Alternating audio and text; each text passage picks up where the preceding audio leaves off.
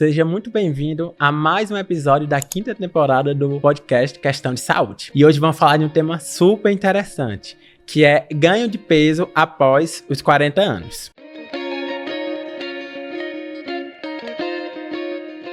E a gente trouxe pra cá, pra conversar com a gente, ginecologista Mariana. Mariana, se apresenta pro nosso público? Sim.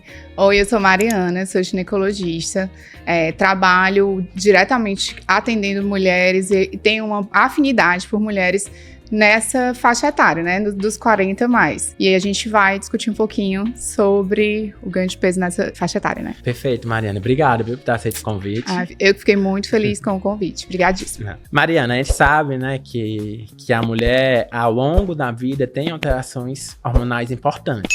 E nos 40 anos, perto de 40 anos, acaba sendo um marco. Para ter uma ideia, falando um pouquinho aqui da minha área, existe um aplicativo que os pacientes que fazem cirurgia bariátrica usam, que é o BodyLife. Nesse aplicativo mostra que a média de quem faz cirurgia bariátrica tem 41 anos. Ou seja, então realmente é uma idade importante em relação a ganho de peso, a alterações hormonais que acontecem no corpo. Então, pensando nisso, o que gera esse aumento de peso, principalmente a partir dessa idade? Bom, a gente tem que pensar numa série de fatores.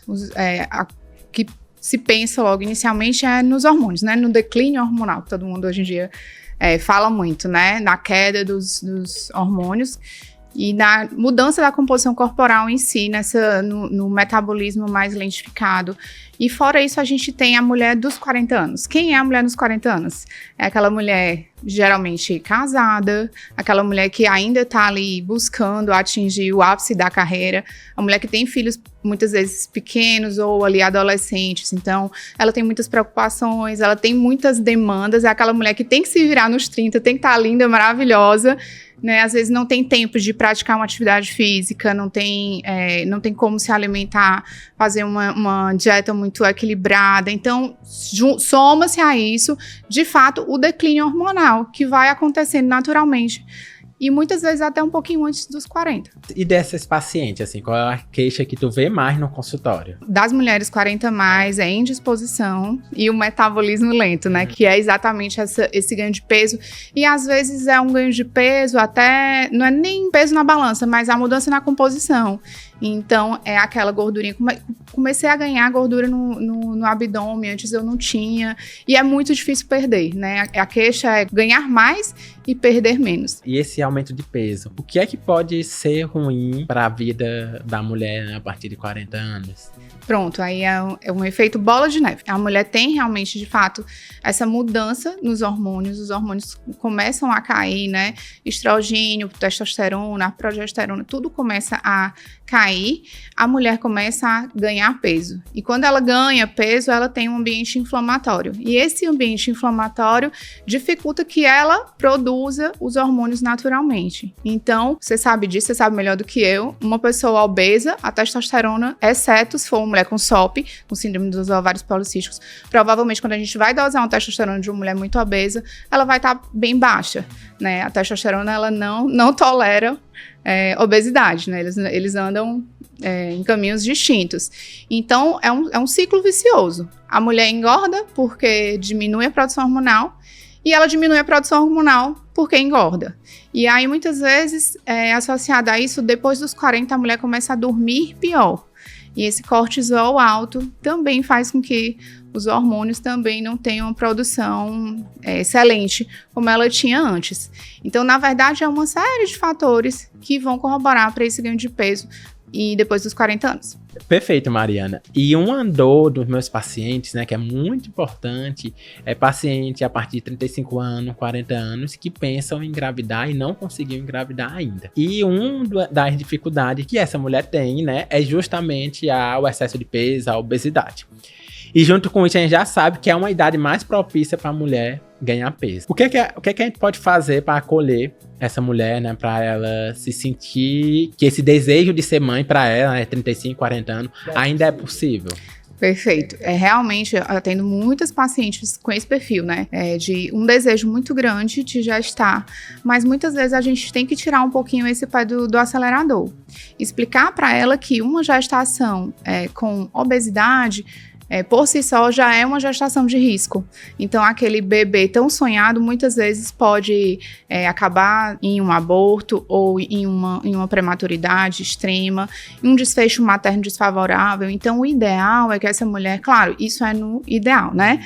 É acolher essa mulher e tentar explicar para ela que talvez o momento seja de limpar o aquário, como a gente fala. Então, preparar essa mulher realmente para esse momento. Então, a perda de peso, muitas vezes, é o mais importante de tudo. A mudança dos hábitos, né, alimentares, instituir a prática de atividades físicas. Não é impossível engravidar depois dos 35, não é impossível engravidar depois dos 40 anos, né? Isso é um afago no coração das mulheres. Mas, de fato, as mulheres precisam ter consciência dos riscos de uma gestação associada à obesidade, né? Uma mulher só por estar obesa e engravidar, ela tem um risco maior de pré-eclâmpsia, de diabetes gestacional, de óbito fetal, restrição do crescimento do bebê, de aborto, de parto prematuro. Inclusive, semana passada eu atendi uma paciente, puérpera já, né? E ela engravidou, assim, uma paciente bem obesa mesmo. E ela retornou com uma infecção de ferida operatória na emergência. E ela me falou assim, doutora, eu nunca mais vou ser gorda. Né? Imagina a dor dessa mulher, assim, ela caiu a ficha de que, assim, tudo que ela passou, não tudo, porque, enfim, a gestação por si já é um risco para a mulher, né? Mas grande parte de tudo aquilo ali que ela passou, né, durante a gestação, que foi uma gestação de risco, foi um parto complicado, porque era uma paciente realmente grande obesa, ela teve infecção de ferida, provavelmente pela gordura ali acumulada, fazendo seroma, então ela percebeu ali que realmente foi algo, o sobrepeso dela, a obesidade dela realmente atrapalhou. Até o momento do puerpério é mais complicado para uma mulher obesa. E é uma coisa muito íntima, né? A mulher, na nossa cultura, né, ocidental, né, cristã, a mulher pensa em ter filho, né? Acaba que a maior parte das mulheres pensam que ter filho faz parte da vida, né? E algumas vezes recebe um olhar ruim do médico, né? Não, você tá obesa, você não pode engravidar. E isso é uma dor muito grande, assim. Eles chegam pra mim, muitas vezes vindo de algum colega teu, entendeu? Que não consegue mostrar a importância ou então dela emagrecer, perder um pouco de peso e engravidar. Nenhum momento tá dizendo que não pode engravidar. Isso, a gente quer que ela chegue no caminho mais saudável, né? Que ela percorra esse caminho de forma melhor para ela quanto para a criança. E sempre traçar metas com ela, né? Então vamos tentar 6 meses, emagrecer o que puder, suplementar o que puder, instituir a atividade física. Vamos, né, dar um prazo para aquela mulher, não simplesmente dizer, olha, você tá obesa e agora não... né, vá por si, fazer suas coisas. E é um prazo que, nesse período, né, acaba sendo que ser um pouco mais importante, né, esse prazo, perfeito, né, porque vai tempo perdendo ouro. reserva. Perfeito, perfeito, o tempo é ouro. Uma queixa bastante também de paciente, né, mulher acima de 40 anos, são queixas relacionadas à menopausa. Tanto a menopausa padrão como a menopausa precoce. Quais são os sintomas que as mulheres normalmente relatam no consultório? Assim, o que a gente começa a ligar as anteninhas de que ela pode estar entrando ali naquele período perimenopausal, né?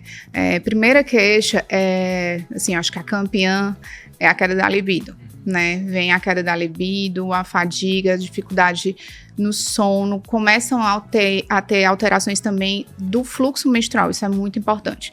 Então a mulher de repente era toda regularzinha, menstruava todo mês direitinho, e aí ela passa um mês, vem uma hemorragia, no outro não vem nada. Ou então a paciente começa a ter 2 ciclos por mês, tipo, menstrua 2 vezes no mês. Se isso mudou totalmente, era um padrão e mudou totalmente, a gente também começa a pensar que ela possa estar realmente entrando aí nesse período de climatério e menopausa. A menopausa em si é um marco, é uma data, né? É quando a mulher fica 1 ano sem menstruar, aí a gente pode dizer que a mulher de fato entrou na menopausa. Mas o climatério tem inúmeros sintomas que a gente pode estar qualificando essa mulher como está entrando no climatério. Mas acho que os principais sintomas são esses mesmos. Eu tenho os meus pacientes, né, no processo de emagrecimento, alguns relatam que diminui o libido. Que a gente pensando não tem um sentido muito fisiológico, né? Porque com a diminuição do peso vai regularizar os níveis hormonais sexuais, né? Mas mostra o quanto isso é complexo, né? Que não é só um nível hormonal que tá envolvido nisso, né? Até porque, assim, a perda de peso muitas vezes vem com outras carências nutricionais, né? Isso. E a gente tem que lembrar que, por exemplo, o ferro é essencial para a produção de hormônio, né? Então, é muito comum que a gente veja o paciente nesse processo com a ferritina mais baixa. Sim, então, muito comum. Então, o interessante é a gente ter realmente esse olhar mais 360 para a mulher mesmo. Então, uma coisa que, para você, talvez não faça sentido quando vem um segundo profissional, sei lá, se você tem nutri na sua equipe, né? Um gineco para ver como é que estão as perdas dessa paciente. Como é que tá o fluxo? Será que ela não tá perdendo mais sangue do que ela costumava perder? Esse olhar 360 para a mulher nesse período, né, do emagrecimento é super importante também. Eu acho essencial, assim, porque eu vejo que surgem novas demandas que muitas vezes estava ligado só ao peso, ao sobrepeso, e tem muitas coisas envolvidas, né? Então, tendo uma equipe muito profissional, né? Tendo lá, já é acompanhado pelo nutricionista, mas tendo a necessidade de um ginecologista que vai realmente saber lidar, ela vai ter um resultado muito melhor, né? E pensando em tratamento, né? Já a gente tá falando aqui de menopausa. Polêmica. O que é que pode ser feito, entendeu? E tratamento para diminuir esses sintomas, né? Falar um pouco também sobre terapia de reposição hormonal. Falando em tratamento, a gente começa pela básica, sendo bem repetitivo, né? Primeiro de tudo, hoje mesmo eu atendi uma paciente que estava com muita queixa de fadiga, de queda da libido, mas um bebezinho pequeno. Aí eu disse, vamos lá, vamos desligar essa babá eletrônica. Vamos desligar, se o bebê chorar, você vai escutar. Porque a gente às vezes fica naquele estado de alerta, acha que está dormindo, mas não está descansando, né? Então, dormir bem, praticar atividade física, se alimentar bem, beber bastante líquido, né? E aí, muitas vezes a gente entra, sim, com reposição hormonal, que é uma coisa que para alguns profissionais ainda causa estranheza, mas a gente tem, sim, indicação hoje, é bem seguro iniciar a reposição hormonal antes da menopausa, né? Não tem sentido a gente aguardar a mulher menopausar, passar por aquele calvário inteiro do climatério, surtar dentro de casa, deixar todo mundo da casa louco, para esperar 1 ano de ausência de menstruação para, enfim, começar uma reposição hormonal. Mas eu também acho que, às vezes, o que está vendo estão pesando muito a mão nessa questão da reposição hormonal. Talvez o excesso também não é legal, mas eu acho que a reposição hormonal, ela é uma grande aliada nesse período do climatério e da menopausa. E dá para passar por esse processo de forma relativamente mais tranquila, né? É comum, tradicionalmente, a gente vê, tá com sintoma, não, isso faz parte da menopausa. Mas até que ponto isso pode fazer parte, né? O que é que a gente pode fazer para aliviar, entendeu? Essas dores, né? Aí eu acho que uma consulta com o ginecologista, principalmente que se foca nessa área, acaba sendo muito importante. Isso, a gente não pode normalizar, porque a gente foi educado assim, as nossas mães foram tratadas assim, elas passaram por esse processo completamente desamparadas, né? Então, para elas é normal, aquilo ali foi normalizado, tudo isso. Hoje, a gente, com a mulher no mercado de trabalho, com a mulher super produtiva, com essa mulher que com 50 anos ela tá no auge, não tem como ela dizer, olha, aos 50 anos eu não transo mais, aos 50 anos eu não durmo mais, aos 50 anos eu não vou mais pra academia. Elas querem fazer tudo e tá certíssimo. E a mesma coisa com uma mulher de 40 anos, né? Então, assim, eu acho um crime, um absurdo você negar uma reposição hormonal pra uma mulher nessa fase. Como eu falei, né? Dá pra ver os processos de forma mais leve, né? Tipo, só porque os nossos avós, nossas mães passaram por isso, não necessariamente a mulher precisa passar pelo mesmo. Então, é uma mudança de mentalidade, né? Precisa haver e de tirar um pouco esse medo, esse preconceito das pessoas, né? A terapia de reposição hormonal hoje ela tem muito mais benefícios do que risco quando bem acompanhada, né? Isso aí é importante a gente dizer, né? A paciente ela não pode simplesmente achar que vai começar uma reposição hormonal e vai no seu ginecologista uma vez por ano. Não é... Se alguém está fazendo isso, está fazendo errado. Você vai precisar de um acompanhamento mais de perto mesmo. Tem alguns cuidados que a gente precisa ter. Mas vai dar certo sim. Mariana, voltando um pouquinho aqui, um paciente que eu recebo muito é um paciente que chega no meu consultório dizendo que tem SOP. Normalmente com 18, 20 anos, ela recebeu esse diagnóstico de SOP, que a gente nem sabe que realmente seria isso. E ela chega até os 40 anos dizendo... Com esse diagnóstico. Com esse diagnóstico, né? O que é? Assim, primeiro, como dar esse diagnóstico?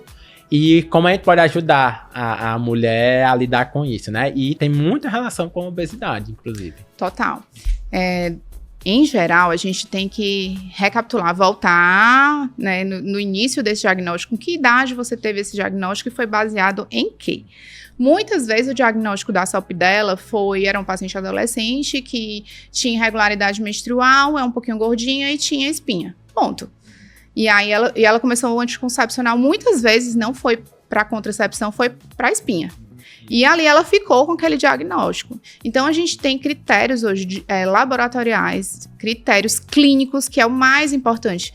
Não interessa se você tem cistos no ovário, se você não tiver a clínica da SOP, não tem sentido você estar usando aquele anticoncepcional, a menos que você queira usar o anticoncepcional. Você não está tratando nada com aquele anticoncepcional, né? Pelo contrário, você está se enchendo de hormônio sintético sem a menor necessidade. Então, é interessante que você volte a esse diagnóstico e tente avaliar todos os critérios, se realmente bate, se a clínica bate. E muitas vezes a gente vê pacientes usando o anticoncepcional e quando a gente vai para uma consulta, conversa com ela, suspende o anticoncepcional, eu menstruo todo mês, tipo assim, eu sou cíclica, ou seja, mesmo que você tenha SOP, a sua SOP está controlada clinicamente, né? Se você tiver uma SOP controlada clinicamente, você não precisa estar fazendo uso de anticoncepcional. Mas, de fato, muitas mulheres com SOP têm a resistência insulínica, vão ter realmente a tendência a ter a síndrome metabólica e o sobrepeso e vão se beneficiar, muitas vezes, com a cirurgia bariátrica, sim, né? Então, nesse caso, principalmente para aquelas mulheres anovuladoras crônicas, né? Ou seja, tem mulheres que passam anos sem menstruar por conta da SOP. E aí, quando faz uma bariátrica, perde ali 20% do peso, 30%, não sei qual é o percentual mais ou menos, mas perde bastante peso, elas voltam a menstruar todo mês. Direitinho. É até um susto para ela, é incrível. Assim, normalmente, nos primeiros meses, volta a menstruação.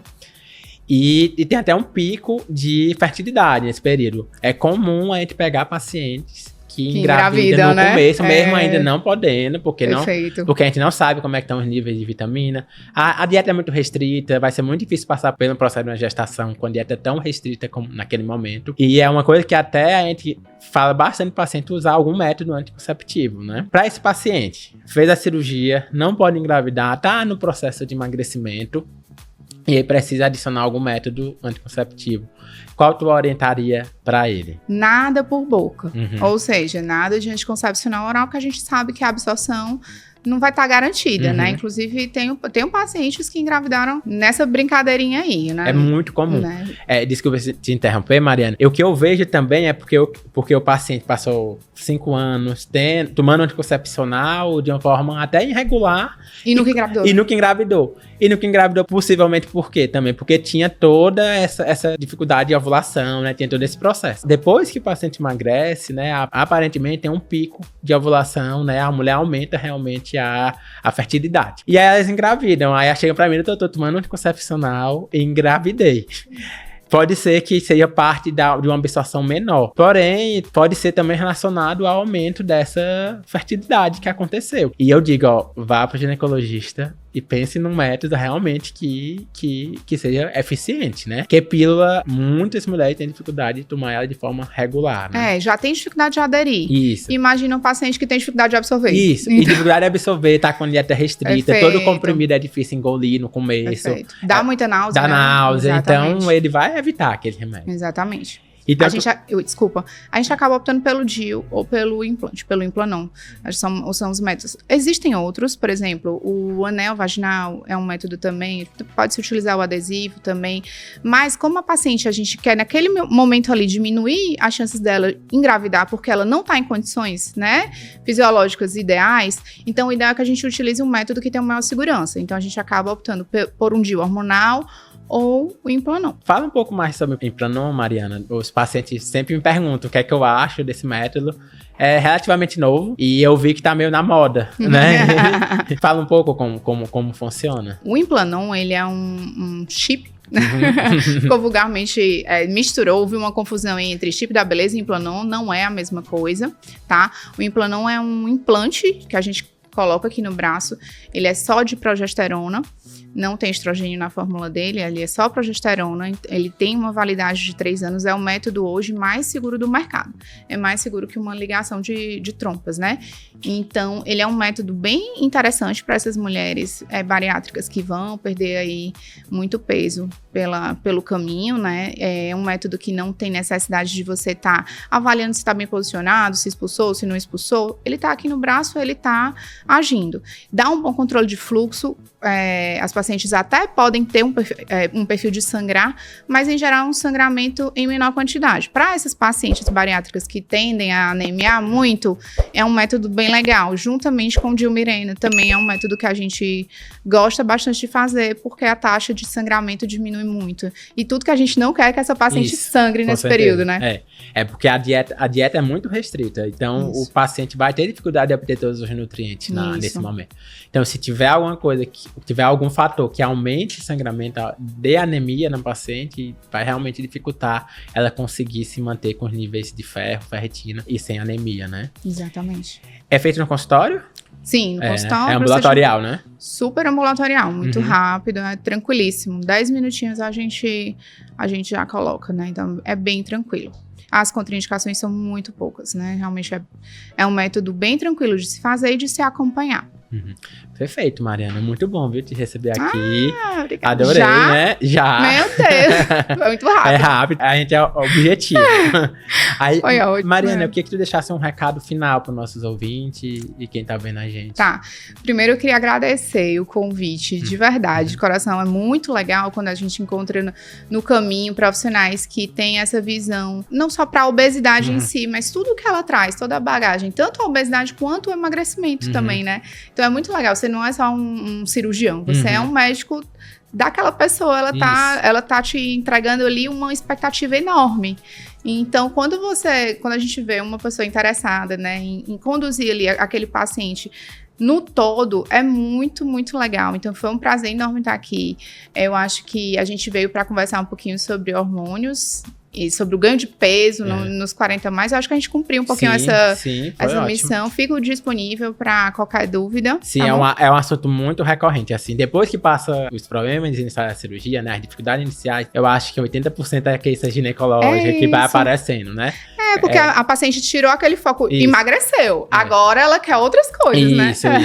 Aí problema de libido, alguma dificuldade que ela tem, aí a gravidez. Exatamente. Então é um profissional, né, que a gente tem muito assunto pra falar, Mariana. Muito pano pra manga, né?